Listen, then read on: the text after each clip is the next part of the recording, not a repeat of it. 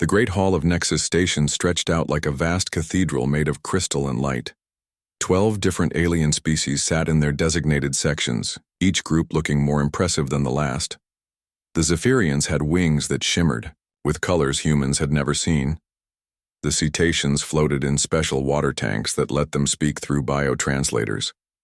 The Arcturians stood tall on 4 legs, their silver skin gleaming under the station's artificial suns. Commander Lee Taeho walked into this hall wearing his best Earth military uniform. The blue fabric looked plain next to the exotic materials the aliens wore. Behind him came Ambassador Park Hee-jin, her black hair tied back in a simple style that somehow made her look more professional than all the jeweled headdresses around her. She carried a small case containing Earth's application for membership in the Galactic Council. The humans had traveled for 6 months to reach this place. Their ship was the most advanced vessel Earth had ever built, but it still used chemical, rockets, and basic nuclear power. Next to the alien ships outside, it looked like a toy made by children. The other vessels could cross galaxies in days while humans needed months just to reach the nearest council station. Councillor Vexathari spread his forearms wide as he called the session to order. His voice came through the translator as smooth, as silk but cold as space itself. We gather today to consider the application of the species known as humans from the planet called Earth. Let us review what they offer. A hologram appeared in the center of the hall showing Earth's solar system. The blue and green planet looked beautiful but small. Information scrolled beside it showing human technology levels, population counts, and military capabilities. The Yao numbers were not impressive by galactic standards. They have no faster-than-light travel, announced Councillor Vexthari. Their fastest ships barely reach 1% of light speed. Their weapons are primitive chemical explosives and simple nuclear devices. They have not even colonized their own solar system properly. Murmurs spread through the hall. Some aliens made sounds that the translators turned into laughter. Others simply looked bored. A few examined their long fingernails or adjusted their breathing apparatus. Ambassador Park Hee-jin stepped forward. Her voice was calm and clear when she spoke. Honored counselors, Earth may not have the advanced technology of your great civilizations, but we offer something else. We offer determination, creativity, and the ability to adapt to any challenge. Adapt? The question came from Counselor Zel Nara of the Hegemony faction. Her 6 eyes blinked in what might have been amusement. You have barely left your homeworld. What could you possibly know about adaptation? Park Hye-jin smiled politely. We have survived ice ages, plagues, wars, and disasters that would have ended other species. We have learned to live in deserts, frozen wastelands, deep oceans, and high mountains. We may be new to space, but we are not new to challenges. More sounds of alien laughter filled the hall. Commander Lee Taeho kept his face blank, but his hands tightened slightly behind his back. He had fought in 3 different Earth wars before, joining the space program. He knew what humans could do when pushed to their limits. Researcher Killmoth of the Cetaceans raised a tentacle to speak. What exactly does Earth wish to contribute to the Council? What resources or knowledge do you bring? Ambassador Park opened her case and pulled out several items, a small device that looked like a simple calculator, a piece of music stored on an old-fashioned disc, and a book of human poetry translated into galactic standard. We bring innovation, art, and new ways of thinking about old problems. Counselor Vexathari examined the calculator with one of his hands while 2 others gestured dismissively. This computing device is centuries behind our standard technology. The artistic works are quaint, I suppose, but what practical value do they have? Sometimes the simplest solutions are the best ones, Park replied. That calculator uses principles that could make your advanced computers more efficient. Our music uses mathematical patterns that might inspire new forms of communication. Our literature explores emotional and philosophical concepts that could benefit any species. The hall grew quiet for a moment. Then Counselor Vexathari set down the calculator and stood to his full height. Let me be clear about something. The Galactic Council represents civilizations that have traveled the stars for thousands of years. We have technologies that can reshape matter at the atomic level. We can move faster than light itself. We can communicate across galaxies instantly. He pointed one of his forearms toward the humans. You are children playing with fire and calling. Yourselves advanced. Your entire species numbers only a few billion individuals. Some of our single colonies have larger populations. You have nothing to offer us except perhaps some mild entertainment value. Other counselors nodded in agreement. The hegemony representative made clicking sounds that meant approval. Even some of the usually neutral species seemed to agree. Commander, Li Teho stepped forward for the first time. With respect, Counselor, I think you might be underestimating us. Am I? Vexthari's voice carried a hint of anger now. Your species has been aware of our existence for barely 50 years. You discovered radio waves only a century ago. You still use fossil fuels for energy and metal projectiles for weapons. What could you possibly do that would impress civilizations like ours? The commander's voice stayed level. We could surprise you. This brought actual laughter from several council members. The sound echoed through the crystal hall like the cries of strange birds. Councillor Vexithari raised all four of his arms. The vote is clear to me already, but let us make it official. All in favor of granting full membership to the human species? Only researcher Killmoth raised a tentacle. The cetacean looked around the hall sadly as he lowered it again. All in favor of protectorate status. Vexithari continued. About half the council members indicated approval. Protectorate status would make Earth a junior partner, protected but not equal, and all opposed to any association whatsoever. The remaining council members led by the hegemony faction showed their rejection. Vexithari sat back down and folded his arms. The decision is made. Earth will be offered protectorate status. You will receive our protection and some access to our trade networks. In return, you will follow council law and provide resources as requested. You will not be given advanced technology or voting rights. This is actually quite generous considering your current level of development. Ambassador Park bowed her head slightly. We thank the council for this consideration. However, we must respectfully decline the protectorate offer. Silence fell over the hall like a heavy blanket. Several aliens sat forward in their seats. You decline? Vexthari's voice showed genuine surprise for the first time. Earth values its independence, Park explained. We would prefer to earn our place in the galactic community through our own efforts rather than accept charity. Charity? The counselor's tone grew cold again. You call our generous offer charity? We call it what it is, Commander Li Teho said quietly. A way to keep us small and dependent. More murmurs spread through the hall, but these sounded different. Some aliens seemed impressed by human boldness while others appeared offended. Vexithari stood again. Very well. If humanity wishes to remain isolated, that is your choice. But understand this clearly. The galaxy is a dangerous place. Without council protection, your little world is vulnerable to pirates, slavers, and worse things that hunt in the dark between stars. Ambassador Park smiled the same polite smile she had worn throughout the entire meeting. We understand the risks, Counselor. We also understand that every great species in this room once faced those same risks alone and survived. They had advantages you lack, Vexithari replied. Size, technology, allies. You have nothing but stubborn pride. We have something else, Commander Li Teho said as he reached into his pocket. He pulled out a small communication device and pressed a single button.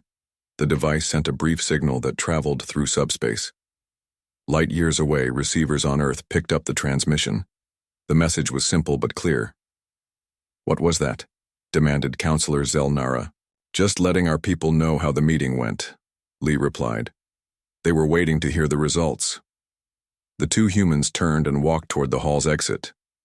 Their footsteps echoed in the sudden quiet.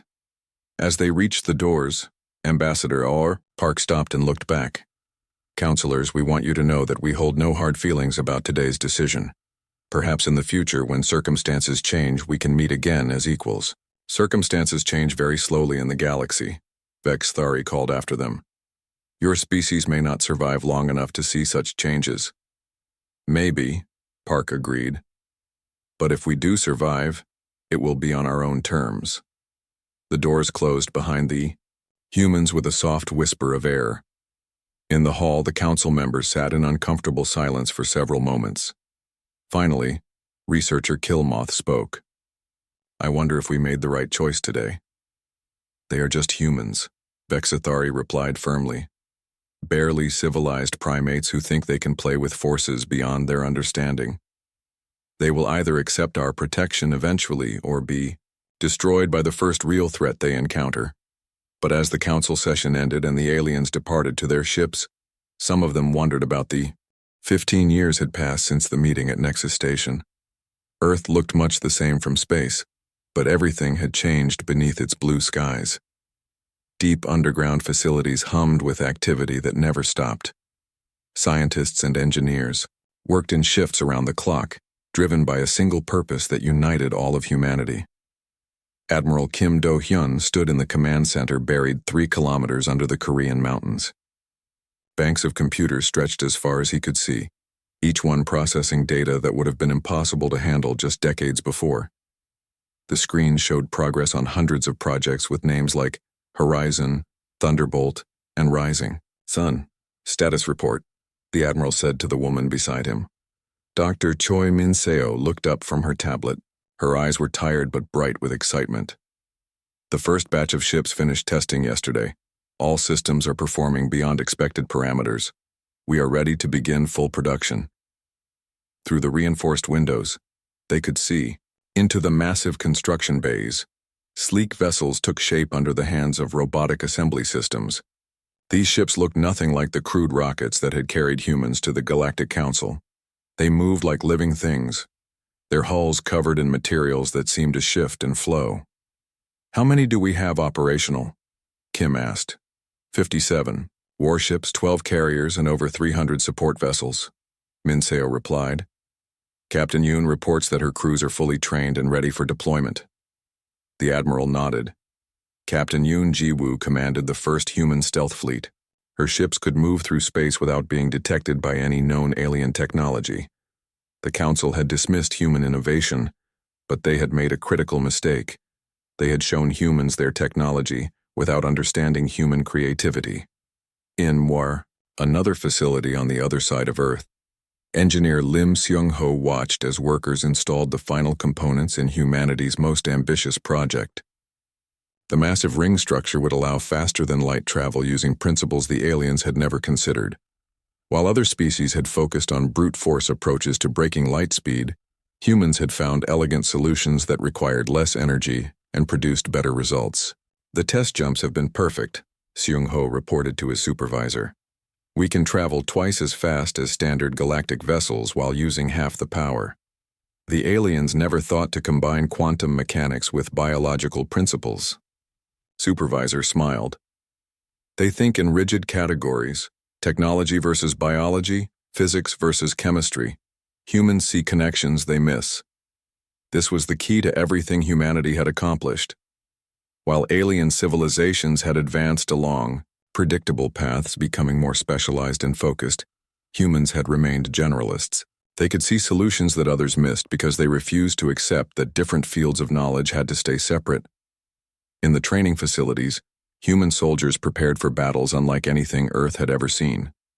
Major Oh Hyun-woo led his troops through exercises in zero gravity, underwater combat, and fighting in different atmospheric conditions. These men and women would face aliens who had been warriors for centuries, but they had advantages their enemies would not expect. Remember, Oh told his soldiers, they have better individual technology, but they have never fought an enemy like us. They think in formations and standard tactics. We think in chaos and adaptation. The human approach to warfare was already different from anything the galaxy had seen. While aliens relied on massive ships firing at each other from great distances, humans had developed close combat techniques that used their smaller size and greater flexibility as advantages. They could board enemy vessels, fight in confined spaces, and adapt to changing situations faster than their larger opponents. The transformation had not been easy. Earth's governments had needed to work together in ways they never had before. Resources from every nation flowed into the secret projects. The smartest minds from every culture contributed their knowledge. Languages merged as scientists shared ideas across traditional boundaries. General Han Ye-jin commanded the Strategic Planning Division. Her job was to think like the alien enemies humanity might face.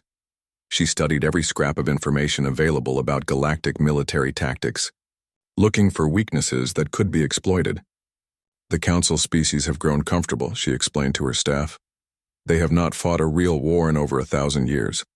Their conflicts are formal affairs with agreed-upon rules. They cannot imagine facing an enemy that refuses to follow those rules. Her analysis showed that galactic warfare had become ritualized.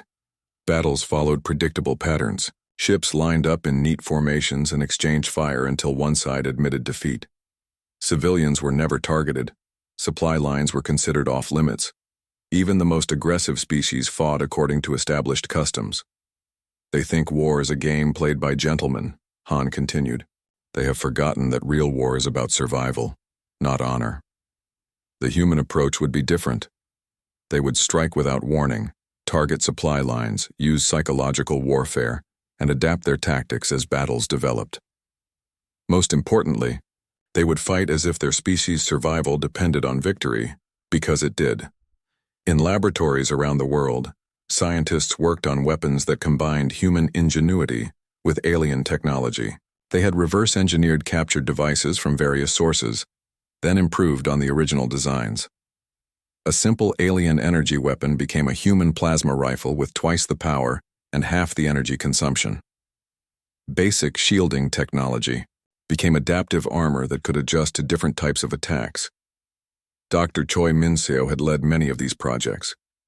Her team had discovered that alien technology was often unnecessarily complex. The beings who created it had forgotten the elegance of simple solutions. Look at this power source, she showed her assistants. The aliens use 17 different components to generate energy. We can do the same job with 5 components that work better together. This pattern repeated across every field of technology. Alien computers were powerful, but inflexible. Human computers were smaller, but could be reprogrammed instantly. Alien ships were fast but predictable. Human ships were slightly slower, but could change their performance characteristics during battle. The secret to human success was not superior technology but superior thinking. They approached problems differently than any species the galaxy had encountered. Where aliens saw obstacles, humans saw opportunities. Where aliens followed established procedures, humans created new methods. Captain Yoon Ji-woo stood on the bridge of her flagship, watching her fleet conduct training exercises. In the space between Mars and Jupiter, her ships moved through complex maneuvers that would have been impossible for alien vessels. They could separate into individual fighters, combine into larger formations, or scatter and regroup in moments. "We are ready, Admiral," she reported to Kim Do-hyun. "Give us targets and we will eliminate them." The Admiral looked at the tactical displays showing humanity's hidden strength. Ships lurked in asteroid fields throughout the solar system. Weapons platforms disguised as mining stations watched every approach route. Soldiers trained in facilities that did not appear on any official records. Earth had spent 15 years preparing for a war that might never come. But if it did come, humanity would not face it as the helpless primitives the Galactic Council had dismissed. They would fight as the most dangerous species the galaxy had ever encountered. The transformation went beyond military preparation. Human culture itself had evolved. Art, music, and literature all reflected the new reality of humanity's place in the universe. Children learned alien languages alongside their native tongues. Scientists collaborated across national boundaries, as easily as across disciplines. Ambassador Park Hae-jin had become Earth's Secretary of Interstellar Affairs. She spent her days monitoring galactic communications, tracking alien movements and preparing for the day when humanity would announce itself to the universe. Her diplomatic skills had grown sharper during the years of preparation. "The Council still thinks of us as we were 15 years ago," she told President Nam Gil-soo during one of their regular meetings. "They have no idea what we have become." President Nam nodded. "The question is when to reveal ourselves," We could remain hidden for decades more. We could, Park agreed. But hiding is not living. Humanity was meant for more than cowering in the shadows. The decision would come sooner than they expected. Intelligence reports showed increased alien activity near human space. Several species had been conducting surveys of systems close to Earth. Some appeared to be simple exploration, but others looked more like military reconnaissance. The humans were not the only ones who had been preparing. The Galactic Council had not forgotten Earth's rejection of their protection offer. Some members saw humanity's independence as a dangerous example that might inspire other species to rebel. Others simply wanted to control any potential new technology that might threaten their dominance. In the deepest bunkers, Admiral Kim Do-hyun studied reports from human observation posts scattered throughout nearby space. The signs were clear to anyone trained in strategic thinking. The galaxy was moving toward conflict, and Earth would be caught in the center whether they wanted to be or not. The attack came without warning on a Tuesday morning, Earth time. The Korthak hegemony had been watching human colonies for months, counting ships and measuring defenses. What they saw convinced them that these border settlements would be easy targets. The humans had only small defensive platforms and outdated patrol vessels. Their colonies looked vulnerable and isolated. War Chief Gral Tusk commanded 50 heavy cruisers as they approached the new Busan system. His species had been raiding weaker civilizations for 3 centuries. The Korthak were natural warriors, standing over 3 meters tall with armored skin and multiple arms designed for combat. They had conquered dozens of species across their section of the galaxy. These humans will learn what happens to species that refuse council protection, Gral Tusk growled to his officers. His ship's sensors showed the approaching human colony, a few thousand settlers living on a world that barely had an atmosphere worth breathing. 3 small defense stations orbited the planet, their weapons laughably primitive by galactic standards. "Shall we demand surrender first?" asked his tactical officer.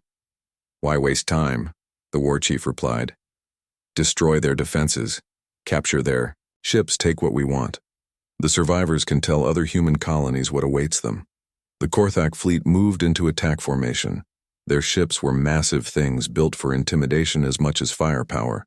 Each cruiser carried enough weapons to level a city. Their shields could absorb tremendous punishment while their crews prepared for the boarding actions they loved most. But the Korthak had made the same mistake as the Galactic Council.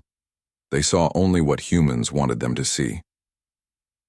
Captain Beck, Sujin watched the approaching enemy fleet from her hidden position inside a hollowed-out asteroid. Her stealth destroyer, Soul's Pride, had been waiting here for 2 months, along with 12 other vessels scattered throughout the system. The humans had known this attack was coming since the Korthak began their reconnaissance missions. "All ships maintain silence until my signal," she transmitted on the encrypted channel. "Let them get comfortable first." The Korthak fleet swept past her position without detecting anything. Their sensors were designed to find large metal objects moving through space. They could not see ships that had powered down most systems and hidden among space rocks. The human vessels used materials that absorbed sensor waves instead of reflecting them back. On the planet below, Major Oh Hyun-woo prepared his ground forces for what was about to happen. The colonists had been evacuated to underground shelters days ago. What the Korthak would find on the surface were empty buildings rigged with surprises and soldiers waiting in positions the aliens would never expect. "Remember your training," Oh told his troops through their helmet communicators. "They are bigger and stronger than us, but they think like warriors from 1,000 years ago. Show them how modern soldiers fight." The Korthak fleet reached optimal firing position and began their bombardment. Energy beams lanced down toward the 3 defense platforms. Explosions bloomed in space as the human defenses died under the alien assault. Within minutes, the outer defensive ring was destroyed. War Chief Gral Tusk felt satisfaction as he watched the destruction. "See how easily they fall? Begin the assault landing. I want prisoners for questioning." Transport ships launched from the Korthak cruisers carrying boarding parties toward the colony. The war chief expected token resistance followed by quick surrender. His warriors were eager for combat after months of travel. That was when Captain Bayek gave the signal. "All ships full power. Execute Thunderbolt Protocol. Space erupted with activity as human vessels emerged from their hiding places. The Soul's Pride burst from the asteroid field with her weapons already charging. 12 other ships appeared from locations the Korthak had never suspected. They had been hiding in the planet's magnetic field, behind debris clouds, even attached to the underside of the destroyed defense platforms. The human ships were smaller than the Korthak cruisers, but moved with deadly precision. They accelerated at rates that would have crushed alien crews, their human pilots protected by acceleration suits that let them survive forces no other species could endure. Impossible, Greltusk snarled as his tactical displays lit up with new contacts. Where did they come from? His question was answered by kinetic projectiles slamming into his flagship's shields. The human weapons were not energy beams like most galactic civilizations used. They were simple chunks of dense metal accelerated to tremendous speeds. The aliens had never encountered anything like them. "Shields holding," reported his defensive officer. "But these projectiles are punching through our outer barriers." The Korthak had designed their defenses to stop energy weapons and explosive missiles. Their shields could absorb and redirect various forms of electromagnetic attack. But they struggled against solid objects moving at significant fractions of light speed. Captain Bayek's ship scattered into attack formations that no alien military academy had ever taught. Instead of maintaining neat lines and exchanging fire at long range, they closed to knife-fighting distance. Human vessels darted between the larger Korthak ships, targeting weak points their enemy had never bothered to protect. "Target their engine sections," Beck ordered. "Disable, don't destroy. We want prisoners too." The Soul's Pride swept along, the flank of a Korthak cruiser, her weapons speaking in rapid sequence. Projectile after projectile slammed into the alien vessel's propulsion systems. The cruiser's engines died in cascading explosions, leaving it drifting helplessly. War Chief Greltusk tried to respond with conventional tactics. "All ships, defensive formation Theta, concentrate fire on the nearest human vessel."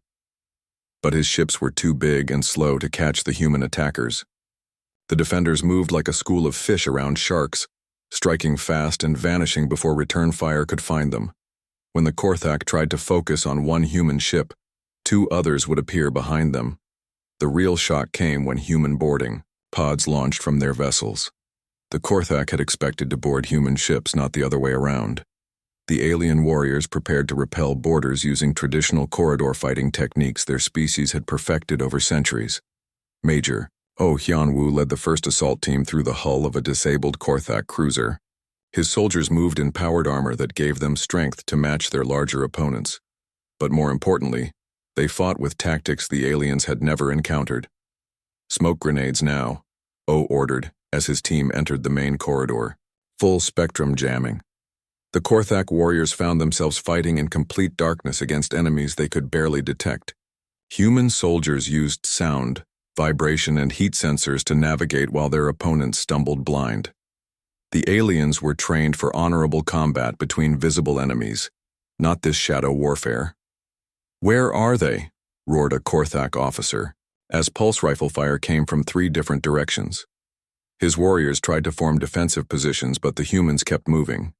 They used the ship's ventilation systems, maintenance tunnels, even gravity shafts to appear behind enemy lines.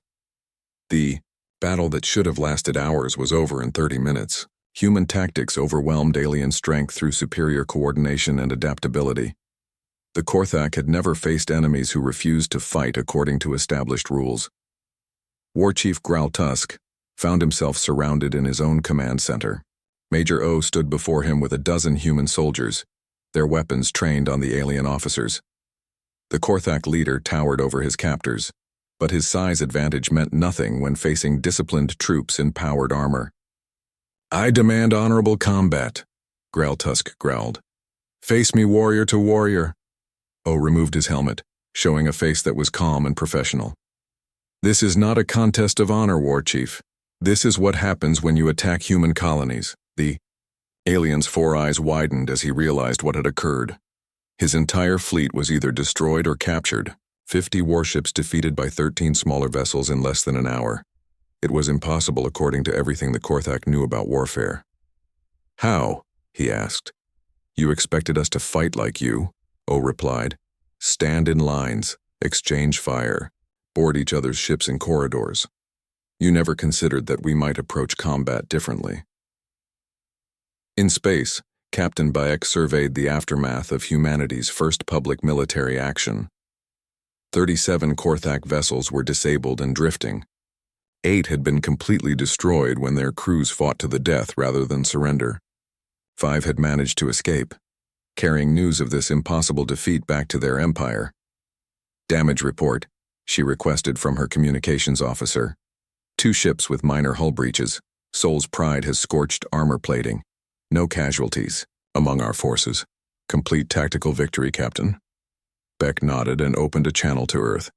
Admiral Kim, this is Captain Bayek reporting. Operation Thunderbolt is complete. The Korthak threat to New Busan has been eliminated. Admiral Kim. Do-hyun received the report in his underground command center. Around him, officers and scientists who had worked for 15 years toward this moment watched the tactical displays with quiet satisfaction.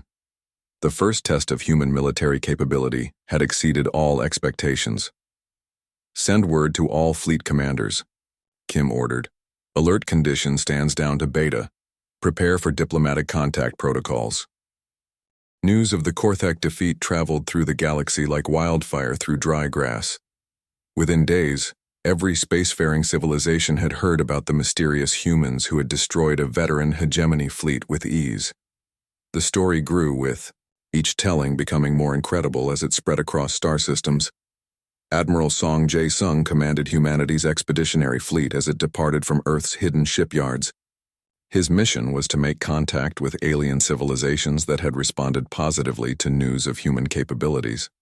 50 of Earth's finest vessels accompanied him, their sleek hulls gleaming as they emerged from the asteroid belt where they had been built. Set course for the Vega system, Song ordered his navigation officer. The Altarian Republic has requested formal diplomatic contact. The Altarians were one of 3 species that had reached out to humanity immediately after the Korthak incident. Unlike the dismissive council powers, these civilizations saw opportunity rather than threat in Earth's emergence. They had been seeking allies to balance the overwhelming influence of the ancient galactic empires. Dr. Ryu Bo-young studied the flood of communication intercepts from her position aboard the flagship. As Earth's leading expert on xenopsychology, she analyzed alien reactions to humanity's military demonstration. The patterns she found were fascinating and troubling. The younger species are excited, she reported to Admiral Song. They see us as potential liberators from Council dominance. But the older civilizations are either terrified or furious. Some are already discussing military action against us. Song nodded as he reviewed diplomatic intelligence. The galaxy was dividing into factions faster than anyone had expected.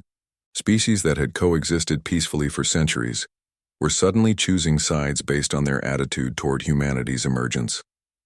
On Earth, President Nam Gil-soo faced the greatest challenge in human history.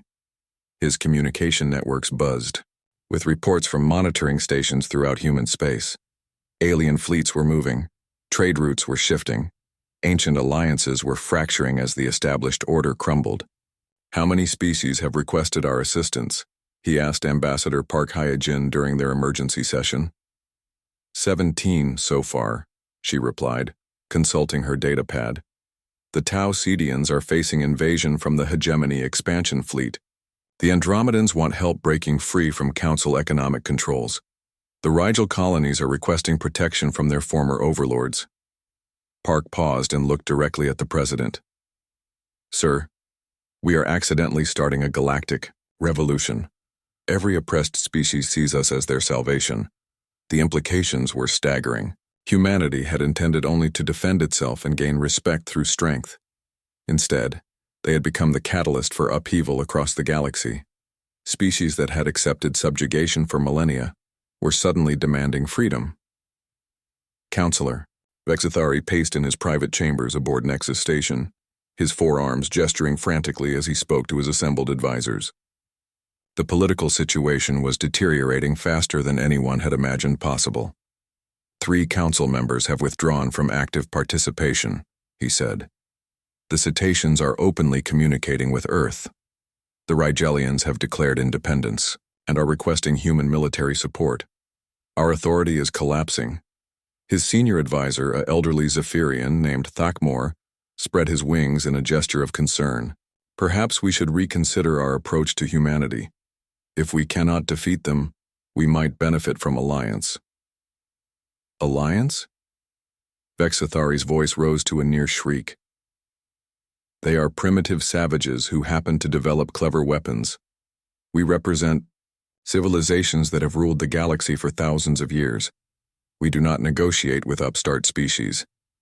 But even as he spoke, Vexathari knew the old certainties were crumbling. The humans had demonstrated capabilities that challenged everything the Council believed about technological development and military power. Worse, they were inspiring other species to question the natural order of galactic civilization. In the hegemony capital, War Marshal Kethvar reviewed battle reports from the new Busan engagement with growing alarm. His military analysts had studied the captured recordings from surviving Korthak vessels, and their conclusions were deeply troubling. The humans did not simply defeat our fleet, reported his intelligence chief. They dominated it completely. Their technology is at least a generation ahead of our best systems, and their tactical doctrines are unlike anything in our databases. Kethvar studied the holographic recreation of the battle. Human ships moved through space with impossible coordination while their weapons punched through shields that should have been impervious to kinetic attacks. Most disturbing were the boarding actions that had captured intact Korthak vessels. How did they board our ship so quickly? He asked. Their soldiers fight in ways we have never encountered, the intelligence chief replied. They use stealth, deception, and psychological warfare to overwhelm our warriors. Our troops were defeated not by superior strength but by superior thinking. The war marshal made a decision that would have seemed impossible weeks earlier. Send emissaries to the other major powers. The human threat requires a coordinated response. We cannot face them individually.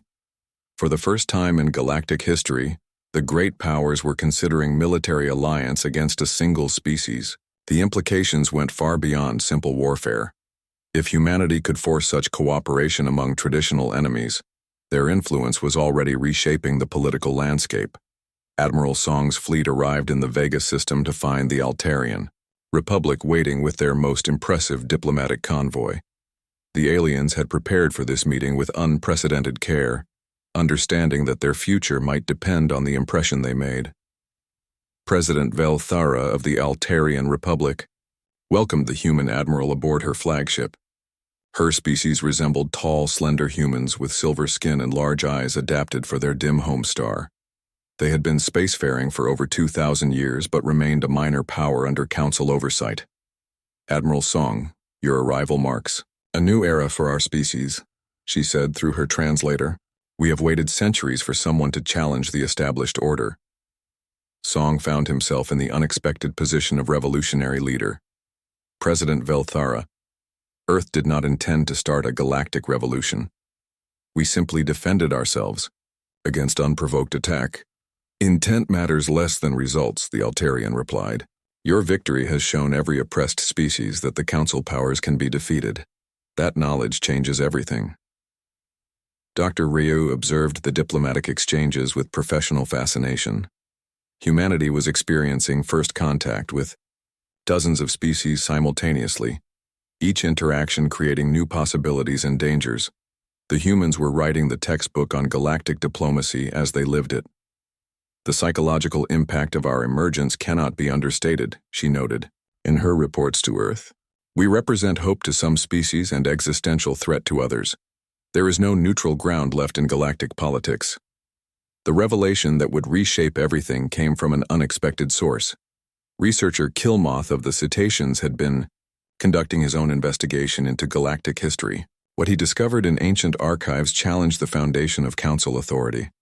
The great civilizations have been deliberately suppressing younger species for millennia, he reported in a secret transmission to Earth. Technological development is controlled through economic dependency and strategic resource management. Species that advance too quickly face mysterious disasters or strategic interventions. Ambassador Park received this intelligence with growing understanding. The pieces of a vast conspiracy were falling into place. The Council's dismissive attitude toward humanity was not simple arrogance, but calculated policy designed to maintain their dominance. They let some species advance just enough to be useful, she explained to President Nam during their encrypted communication, but never enough to threaten the established hierarchy.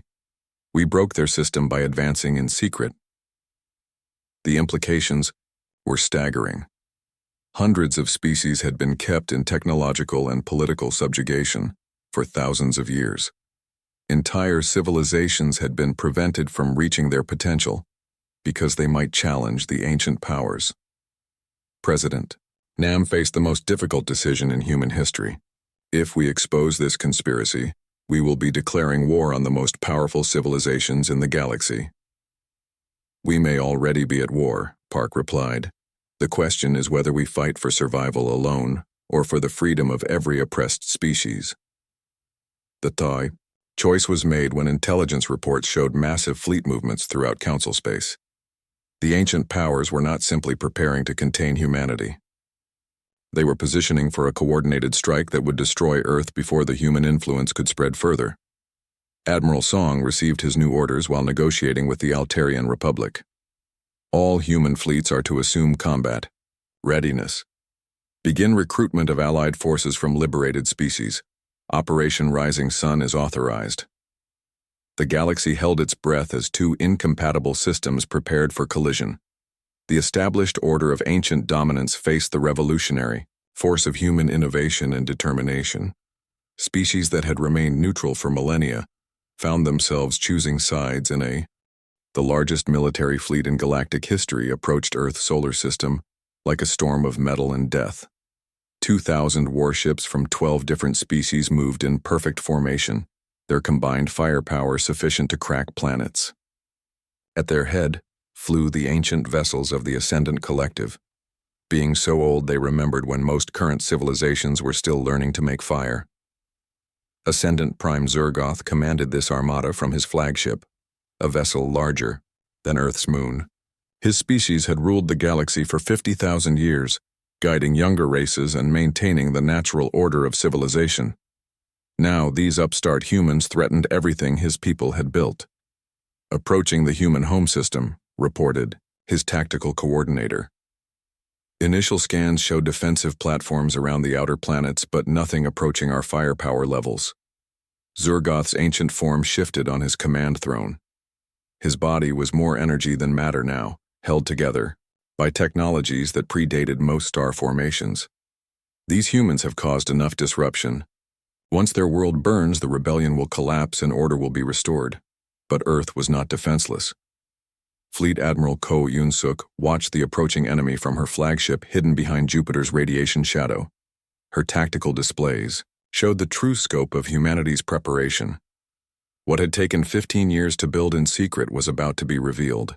All fleets report ready, Admiral, announced her communications officer. Operation Final Dawn is authorized for execution. Ko nodded and opened channels to every human vessel in the solar system. This is Admiral Ko to all ships. Today we fight, not just for Earth, but for every species that has been told they are not good enough, not advanced enough, not worthy of freedom. Show them what humans can do. The enemy fleet entered the solar system expecting to find a frightened civilization, cowering behind primitive defenses. Instead, they encountered something no military commander had prepared for. Space itself seemed to come alive with human vessels emerging from impossible hiding places. Captain Shin Woo-jin led the first wave of fighters from concealed bases throughout the asteroid belt. His squadron of 50 pilots represented the finest warriors humanity had produced. They flew ships that barely showed up on sensors, armed with weapons that turned the enemy's size advantage into a liability. Remember your training, Shin transmitted to his pilots. Big ships, small targets. They cannot hit what they cannot predict. The human fighters dove into the enemy formation like hawks attacking a flock of geese. Their small, agile craft wove between the massive alien vessels, targeting critical systems with surgical precision. Each fighter pilot had trained for this moment since childhood, knowing they would face impossible odds. Zergoth watched in disbelief as his fleet's formation dissolved into chaos. The humans were not fighting like any civilized species. They attacked from every direction at once, ignored all established rules of engagement, and showed no fear of overwhelming numerical disadvantage. "How many ships do they have?" he demanded. "Sensors are detecting new contacts every second," his coordinator replied. "They appear to be using the entire solar system as a weapons platform." The coordinator was correct. Admiral Coe had turned every planet, moon, and asteroid into a potential military asset. Weapons platforms disguised as mining equipment opened fire from the surface of Mars. Kinetic launch systems on Earth's moon began hurling projectiles at incredible velocity. Even the gas giants became weapons as human ships used their gravity wells to accelerate attacks. Major Oh Hyun-woo led his assault troops toward the Ascendant flagship in specially designed boarding pods. His mission was the most dangerous in human military history, but also the most important. If they could capture or destroy the enemy command vessel, the alien fleet might lose coordination. Approaching target, he reported as defensive fire erupted around his small craft. Beginning final assault run. The pods were tiny compared to the massive Ascendant vessel, but they moved too fast and unpredictably for the ship's weapons to track effectively. Human pilots flew with a recklessness that would have killed alien crews, pulling maneuvers that pushed both ship and pilot beyond normal limits. O's pod struck the enemy hull and immediately began cutting through armor that had withstood attacks for millennia. His soldiers poured through the breach wearing powered armor that made them look like mechanical demons. The ancient Ascendants had never faced boarding parties in their own vessels. "Impossible," whispered Zergoth as he watched, security feeds showing human soldiers advancing through his ship's corridors. "Nothing should be able to penetrate our defenses." But human weapons cut through Ascendant barriers like they were made of paper. Human soldiers moved through the massive vessel using tactics the ancient beings had never encountered. They fought in 3 dimensions, used gravity as a weapon, and showed no respect for the sanctity of ancient technology. In space, the battle had become a massacre, but not the one Zergoth had planned. Human fleets emerged from hiding places throughout the solar system in numbers that defied all intelligence estimates. Earth had not built hundreds of warships in secret, they had built thousands. Admiral Song Jae-sung commanded the relief fleet that appeared behind the enemy formation, just as the aliens thought they were gaining advantage. His vessels had been hiding in interstellar space, waiting for the perfect moment to strike. Their arrival turned a difficult battle into an impossible situation for the invaders. "All ships, execute Hammer Protocol," Song ordered. "Drive them toward Earth's defensive grid." The human strategy became clear as the battle developed. They were not trying to destroy the enemy fleet through direct combat. Instead, they were herding the alien vessels toward prepared killing zones where Earth's most powerful weapons waited. The sun itself became a weapon as human solar collectors redirected stellar energy toward the enemy fleet. Magnetic field generators created gravitational anomalies that pulled alien ships off course. Even Earth's rotation was used tactically, as the planet's defensive platforms fired in coordinated salvos. Captain Shin found himself in personal combat with alien fighter craft that outgunned his vessel by significant margins. But human pilots had trained for this exact scenario. They used Earth's gravity well, the moon's mass shadow, and the solar wind itself to outmaneuver their opponents. Fox 3. Fox 3, he called as his missiles found their target. Another enemy fighter died in nuclear fire, its crew never understanding how a supposedly primitive species had developed such advanced weapons. The tide of battle turned when Major O's assault team reached the Ascendant Command Center. Zergoth faced human soldiers in his own throne room, his ancient powers useless against enemies who refused to be intimidated by his species' reputation. "You cannot defeat us," the Ascendant Prime declared. "We have ruled this galaxy since before your star ignited." O removed his helmet and looked directly at the ancient being. "Your time is over. The galaxy belongs to every species now, not just the oldest ones." The human major's words carried throughout the enemy fleet as Zergoth's vessel was captured, intact. Seeing their supreme commander defeated by primitive humans broke the morale of species that had followed the Ascendants for millennia. Admiral Coe watched as enemy vessels began surrendering or fleeing the system. The great fleet that had come to destroy Earth was broken, its survivors limping away with news that would reshape galactic civilization forever. "Damage report," she requested from her staff. 43 human vessels destroyed or disabled, came the reply. "Enemy losses exceed 70%. Complete strategic victory, Admiral." But the real victory was not military. In defeat, the ancient powers lost their claim to natural authority over younger species. The rebellion that had begun with humanity's emergence now spread to every corner of the galaxy. Ambassador Park Hye-jin stood before the emergency session of what remained of the Galactic Council. The great chamber that had once dismissed humanity, as insignificant, now hosted representatives from over 200 species, most of them newly liberated from various forms of subjugation. "The old system is dead," she announced to the assembled beings. "The age of rule by ancient right has ended. What replaces it depends on the choices we make today." Councillor Vexithari, one of the few original council members still in attendance, raised his arms in gesture of surrender. "What do you propose, Ambassador?" Park smiled the same polite smile she had worn 20 years earlier when humanity was first rejected.